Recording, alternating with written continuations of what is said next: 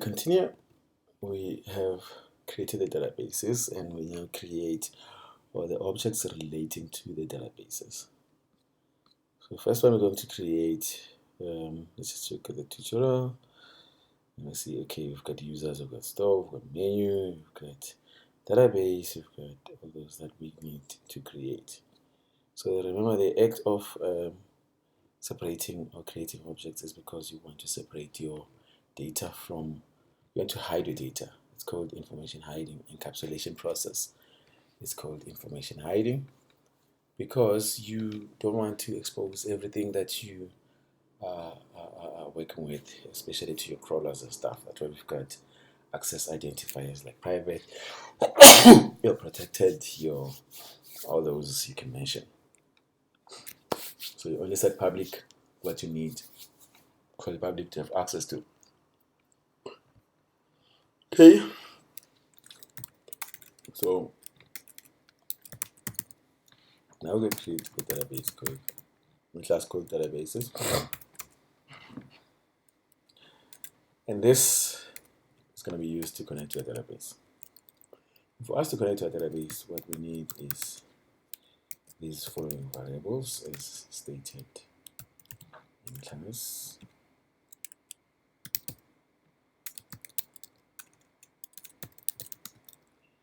And that user, we need to know who the user is because now we know we are hosting this on the local host.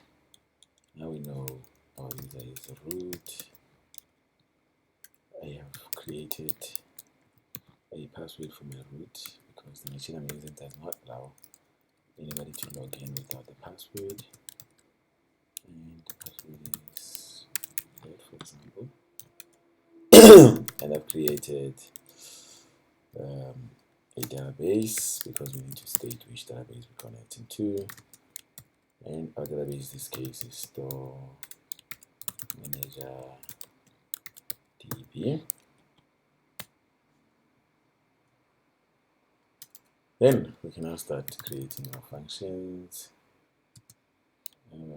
Constructor function, which doesn't take anything for this case because it already knows what is it that it's going to use to connect to the database. So we can create a variable, a public variable called con is equals to let, we will make it is equals to null. Then we say our con is equals to but this is not going to access it. We need to say this because it's we are referring to this one in this class. Then we say MySQL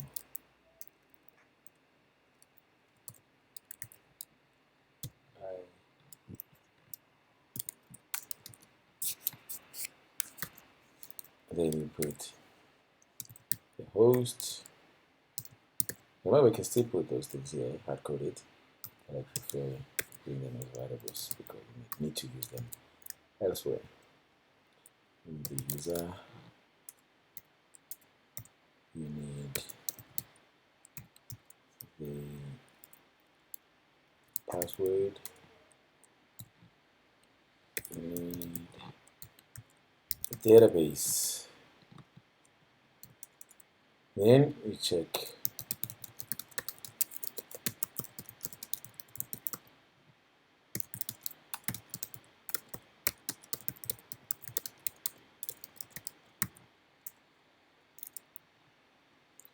and say if our connection has got any error,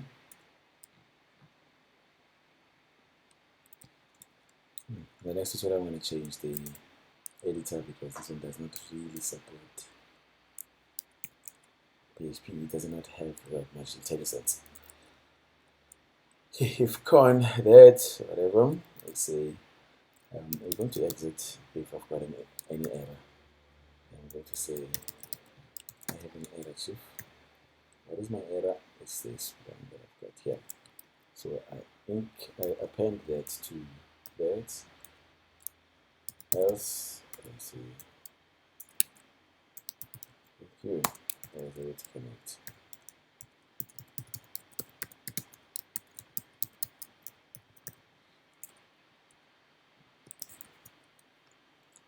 Good. Then I go to my index and then I say I need to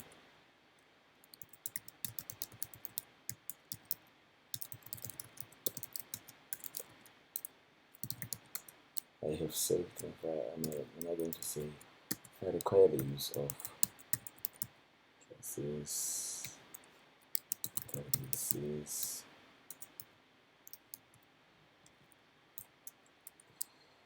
then I need to create. Remember that code is going to run on as soon as you create an instance of database class. Then I'm going to say database equals to I check what did I call this class? I just copied database and I say that. So that should run this code because it's found in the constructor. Save, go back to your code and refresh that. Connected successfully means it was able to connect to the server that has the database that we have specified here. So which means it's now connected and it has selected this database. Which means when you take it elsewhere, all you need to do is change this and that and that and that, depending on what details you've got for that.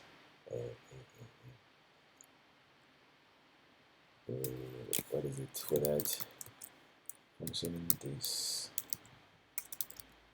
struct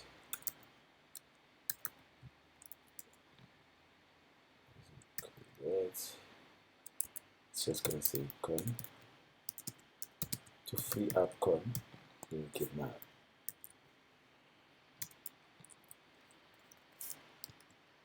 That still works, which means we are on the right track. Cool. So now we move on. We need to create a function that should be able to select all the information that is found in a certain table without having to specify the table here. Remember, this is just to make all the interactions that are available, which means we need to select, we need to insert here, we need to update here, we need to be able to delete from this. Okay, the first one would be when you select, what do you need when you select? For the function select tab, let's call it select. Call it anything, remember. The first exercise is what do you need when you select? Let's just write the SQL. SQL equals to select. Remember we just connected from that. So SQL says select all from users way user ID equals to 1. And then let's make sure that this can select and this can give us the stuff before we make this, so that we know what is it we need to replace for this to work for us. So we say okay, this is what we select, right? And we say okay, what do we need to do now? Just go and find the first tutorial. Select from MySQLi. Check MySQLi select data. We need to be able to query, we need to, okay, this one is using, okay, good, that's the right one. So we've already done this part. All we need to do now is this part. So we can see we need to select from that, we need to run the query, so which means our next step now is to run the query. So we go back there, just like what you would do in your book. You say con query equals to query, you're querying MySQL. But you obviously need the results, so I'm going to have the results. Look at the results. Close to that. So this will host all our results. You go to there, it says now that you've got the results, you check how many rows do I have. With more than 1 or more than 0, then I've got that. You check, okay, it says none rows, but the none rows are from the result itself. So you say if result number of rows, it should tell us how many rows were received from that. And say is it greater than 0? Yes. Otherwise, we are going to return 0. Or we're going to come here and do some work and actually return a living database, an array with the results. So we can say rows is equals to array. Make an empty array, or even here we can return rows. So that we know with an empty array it means we do not get anything. If it's not, it means we did get something. So for rows is equals to array, which means this is an empty array. Now we come back here, we say, okay, now that we've got the rows, we need to be able to loop through the rows. So this just is we're fetching this using associated array.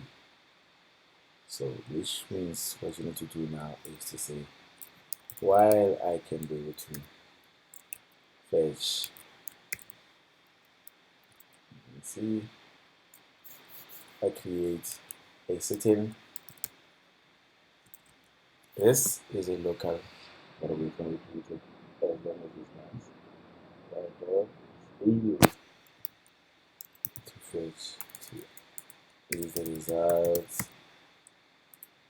to let's call it the results. In the results, fetch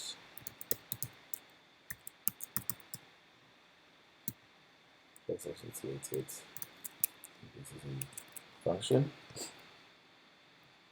Then take that associative array and say rows is equals to we're appending rows at that is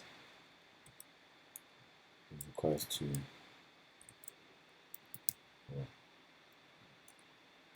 So this is one thing we've learned when we're doing arrays, that when I'm not specifying the actual index, which means this is going to be added at the end of that.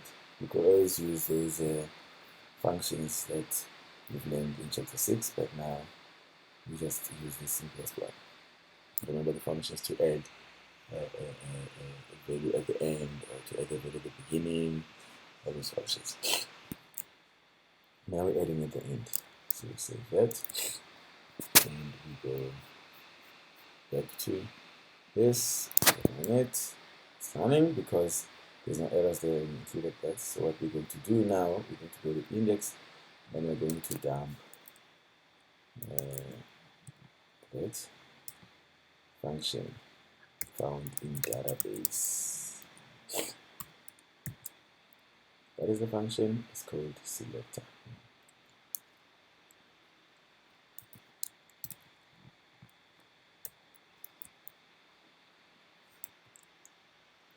Cool, go to your member function, query that does not exist on null. Let me check, why is it that that is saying this member does not exist?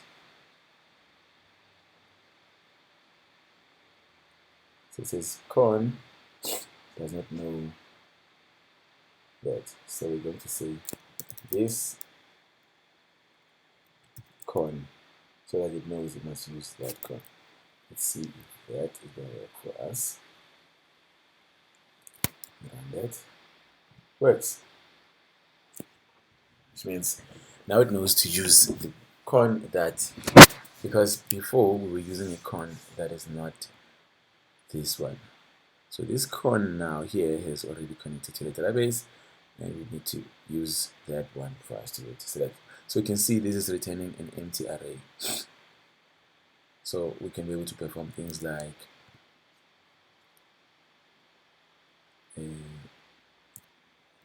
if empty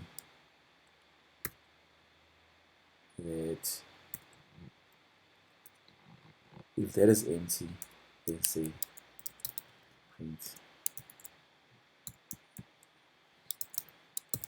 this is an empty array. Then it's supposed to tell us this is an empty array. See, now it tells us this is an empty array. Remember, we need to remove this is connected whatever, because we were using it to test if it's connected or not. So that can tell us this is an empty array.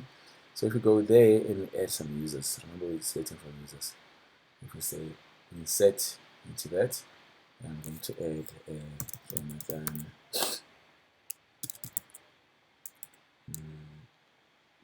Jade at mail.com. Password is that. I'm going to get Bongani add ds at mail.com. Use my password. It's not going to say this is an empty array. It's supposed to not say this is an empty array anymore. Let's just check that and make sure that it works. So now we dump that array again.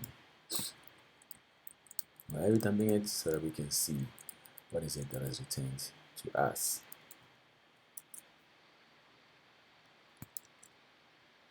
Cool, so we still get that. Why are we getting that?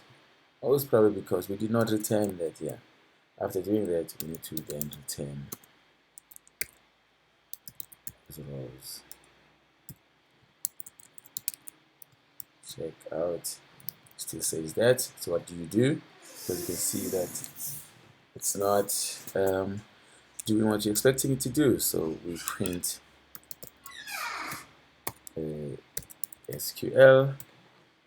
Why are we printing SQL? So that we can be able to see this is what we are selecting, and we can take that to this guy, and we can run that to see what we're going to get out of this. We say that we're getting one result, right? Which means that is working. So we stop printing that and we go print the next. We dump, because dump explains what that is instead of just printing it. So we are doing that to results, and we check what does our result have, and then we do that. Our result says MySQL result 5, current field 0, 4, number of rows 1, type integer. So num rows is actually 1. So which means we can come here and say num rows is actually 1. So which means it does manage to get here. So what we can do now is to take this and put it inside this if statement just to see what's going to happen to it. We're printing result inside the statement, but we're printing result number of rows instead. And we're just printing result. Let me check it out. You see, what do we see there? We're not seeing anything, which means it's not able to get here. So we take this outside that, put it there, outside the if statement. And we run that. It says now it doesn't know num rows. Because why? The main problem is because we said result instead of results, and our results are in a variable called results. So if we come here and put results, they Save that, and everything should be working now. int1 array whatever, so we can remove the debugging data now just to see it's going to tell, okay, we've got every one, and it's called user ID, first name, and email, and password that we've got returned to us. So now we can go back there and forget about that. Now we know that our select is working, but it's not done yet. It is working, but it's only working for this, which means we need to be able to tell what is what. So, which means here we're going to say we need to know the fields, right? And we need to know the table name, and we need to know the where clause. Then when we come inside here, we say we expect these guys to give us the fields, to give us the table, to give us the where clause, right? So the table is obvious. We're going to select from table name. But the fields, because it's more than one field, which means in here we need to have an array with the fields, which means we're not going to say at asterisk anymore. We have to specify the fields in an array. But then let's go back there and find how to use explode in PHP, because those are going to come to us in an array. We need to be able to explode them. So if we've got a string like this, separated by dot dot, then this means when this guy says explode, using those spaces, and that, what is he gonna have? Explode takes a separator, a string, and a limit as to how far should it go. From here, you say 1, 2, 3, 4, and we explode that into that from 0. When we print the exploded, we run that to see what is it that's going to be printed. It's going to take that and it's going to make it an array, which is going to be that. So when you explode that, or that, you're going to have something like that at the end of the day.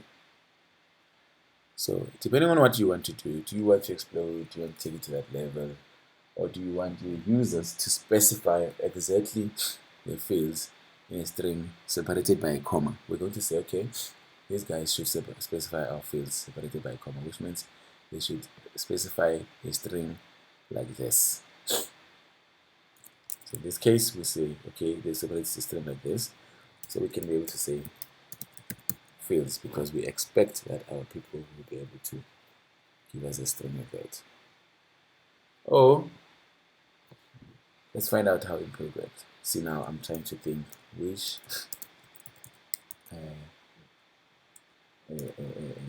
string to use. Check out how include works. It finds that there's something like this, and this is an array. So you include that, you run, see what's going to happen to it.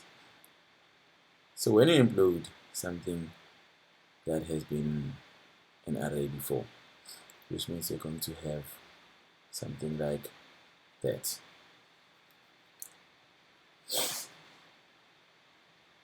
So which means you can allow your people to give you your fields in that format, and then you implode it and then put it there. So which means we're going to say our users will give us the fields in that format, and then we're going to implode it and we're going to put it like that inside that. So we're going to say we go back there, we say this will be imploded, and we say fields is equals to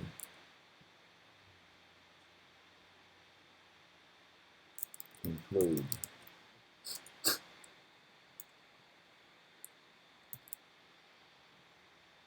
separating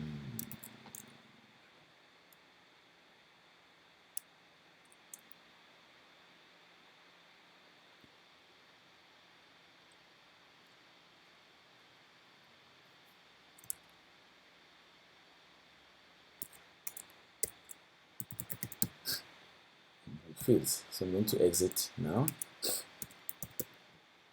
After doing this, I'm going to exit because I just want to see how my fields would look like.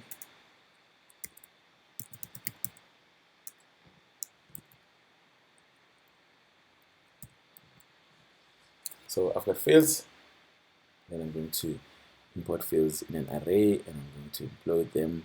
I'm going to print how they're going to look like after uploading them. So I go back there, and I save this now.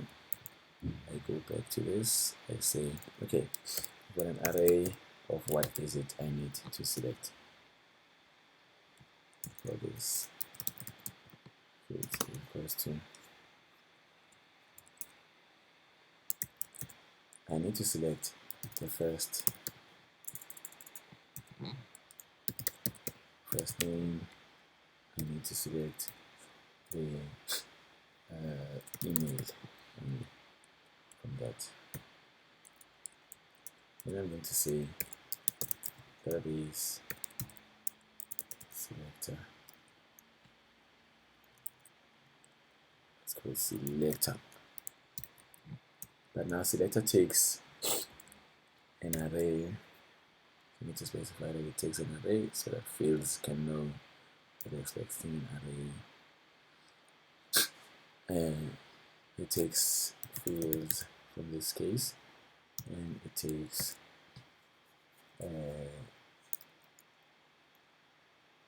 users as a table, and it takes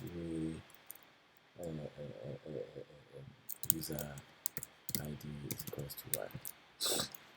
Save that too, and run that.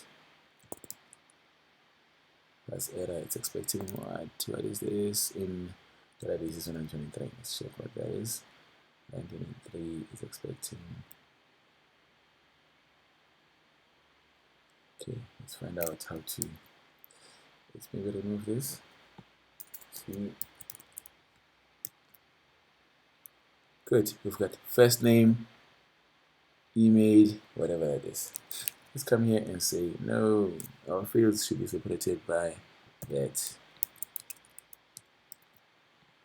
And it says first name, email, which means this is the approach we are going to use for our stuff. So we're saying our selector will accept fields.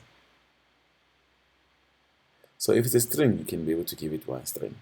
If it's an array, you need to make it an array like I did here and put all the fields. So if I give it a string, okay, let me explain this one. It's an array with all the fields that I need to select. Then I get here, I say I've got fields. I need to include the fields. I need to be able to separate all the fields that I included with that. And then I'm going to put those fields here. Remember now I'm removing that. I need to put in all the fields that I found. I need to include them so that I can be able to have all the fields in a string format that is suitable for this purpose.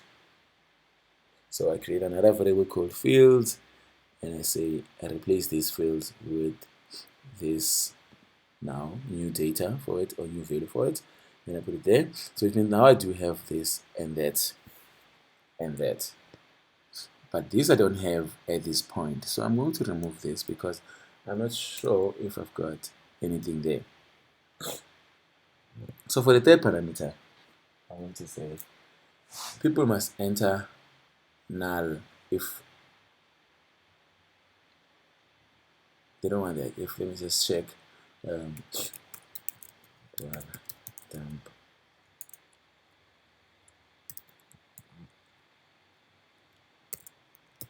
row. Given this example, let's just exit after that so that we don't continue messing this up because we're going to get more errors.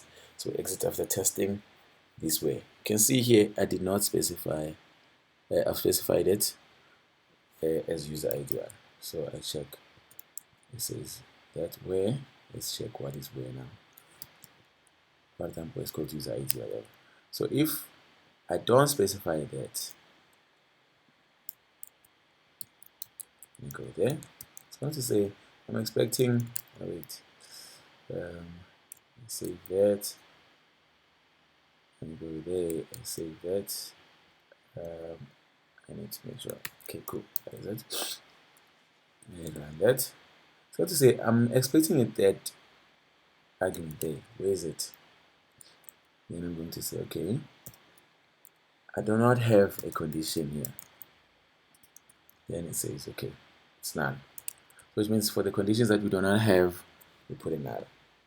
Remember, it's possible for you to specify optional parameters, but we're not going to specify that now. Just create it like this because this is our level of expertise at the moment. So if we wanted to go a little bit advanced, we'll specify optional parameters, and then we would say where is optional. So in the case where we don't have where, we say, okay, cool, we don't have where. So which means now that we know that we can be able to say null for the parameter that we do not have. We're going to now say if we have specified our default SQL statement that doesn't have a where clause. Let me say if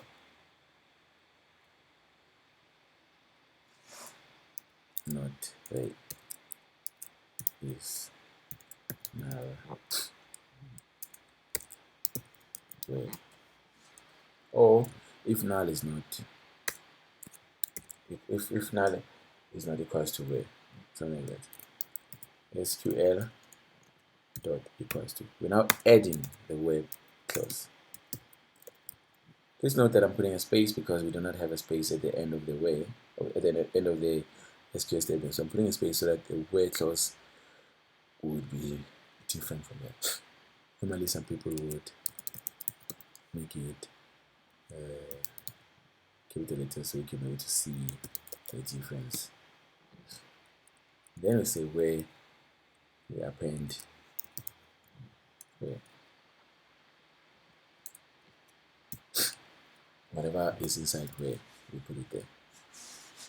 So this should be able to work, but remember, you cannot use implode in something that is not a database. It's not a string. I mean, it's not an array. So you need to say if is array to avoid errors in case that a person decides to import something that is not an array there. If it's array that, then you do some changes. Otherwise, you leave fields as it is because it's just a string. It's still gonna work. Let me say, let's go back there. Good. Let's check what is what. We now try to run it, and we now have to specify these things.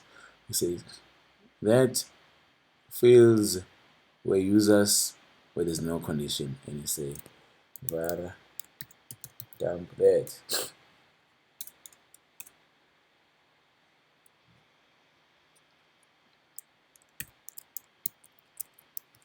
There, and it gives you whatever you're looking for. Now we've got two results. The first one being that, the second one. So if you want to get all those details, now you can say where the user ID is equals to 2. You just want to specify what exactly you're looking for. Then you're going to get 1.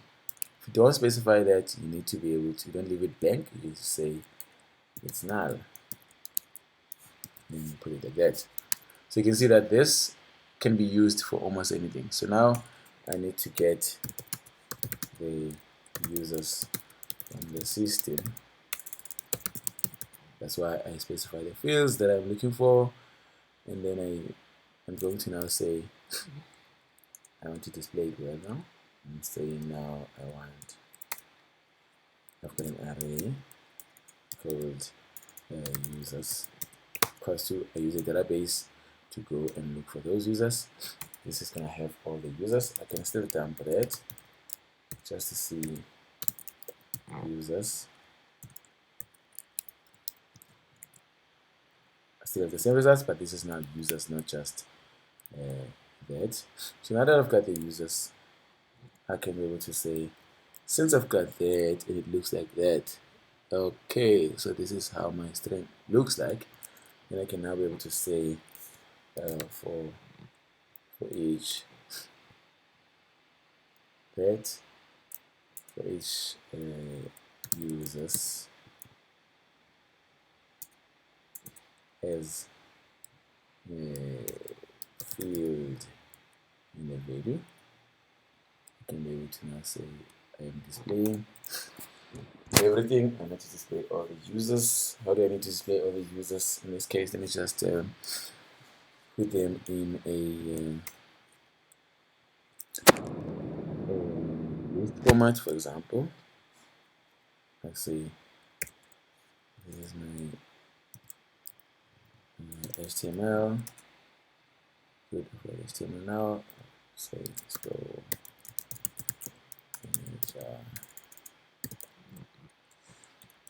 say h1. H1 is going to be list of users. Let's say li list,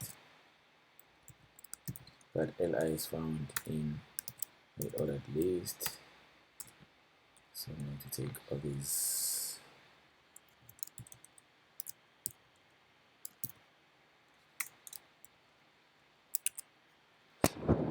cool. Now I've got ordered list users.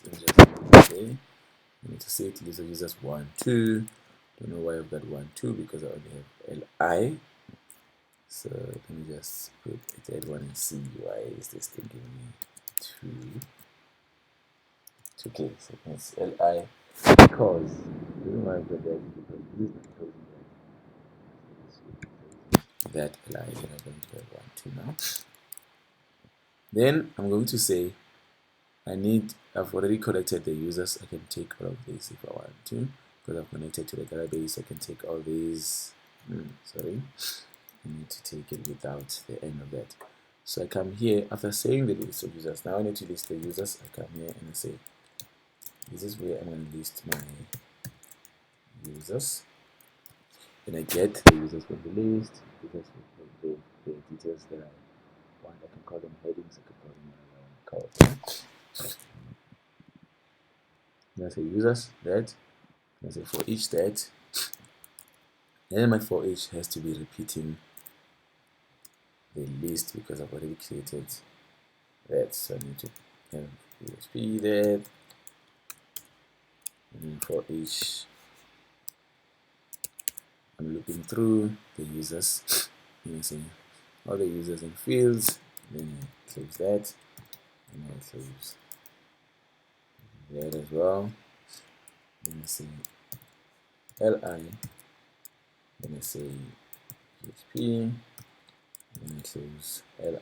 Then my PHP is supposed to print the value instead. It does not have to print the field. You can use the field for other stuff, but now we're not printing the field, we're printing the value.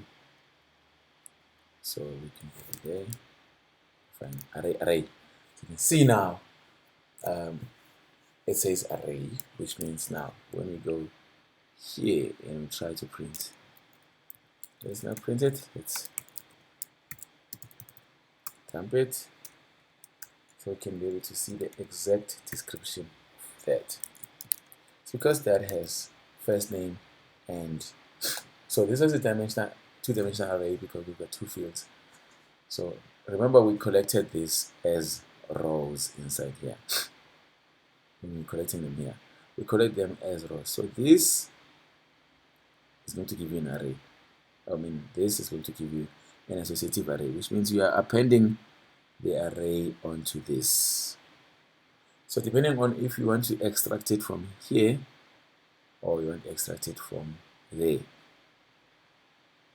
I'm not sure if you're going to easily understand this, but what's happening now here is you are fetching each row as its own array. like it's specified here. This is its own. It's given to us as this whole row, and this whole row as its own array. So it's looking like this. It's a two-dimensional array. We've got this array and we've got those small arrays inside that.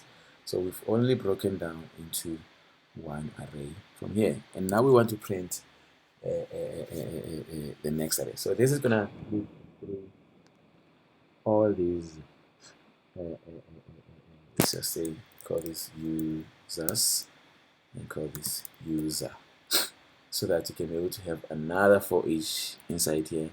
That says for each user. So now this is one user as field and value inside it. So this is going to give you what you are looking for in this instance. I'm going to end this here because we've got two arrays. You need to do two times. So the first one is going to take you to the next array inside. First one here. That's where you're going to remove this from this. And now what happens when you dump the value? Let's see now. See now, you've got Jonathan whatever. So we can be able to remove this and print that value.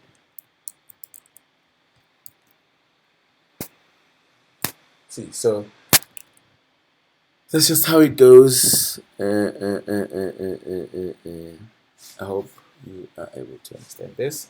Or if you don't need this, because remember that is, let's just go back to what it was. Let's explain this in simple terms. Cool. Now we run this. It says this is an array, which means we know the fields or the indexes of those arrays, which means we can now say to this guy, please print value at, so let's call this users. You're looking through users for each user. Then you're going to have a user here, and we're going to say this is first name because this is an associative array, so we're able to loop through it using that and say print that as we append the email addresses. Put that, oops, sorry, take that and put it there. This one is called email because there's a stuff we specified there. There you go. That's it. So if you add another user, it's going to be that. If you want to view another field, for example, let's check that. What do we have here else? We've got user IDs, or we've got password, for example. If you want to view a password, you then say password. But that doesn't mean you're going to see the password. The password is going to be selected on, but it's not shown there until you come here and you decide that I want to now see the password as well. And you say the user password. Save that. Run that. That's it. I hope this makes more sense. And I'm going to expect a lot of questions if it does not. Thank you. So what we did now is we just created a database and we're able to now select. So next we're going to do an insert, for example, and we're going to do an update, and we're going to do a delete. And yeah, so for this part we're done. We created a selector function so that we do not have anything about MySQL inside our front end page. All we have here is what do we need from the database, and we tell the database which function we need to use, and we give it all the parameters that we want to use. That's it. Thank you.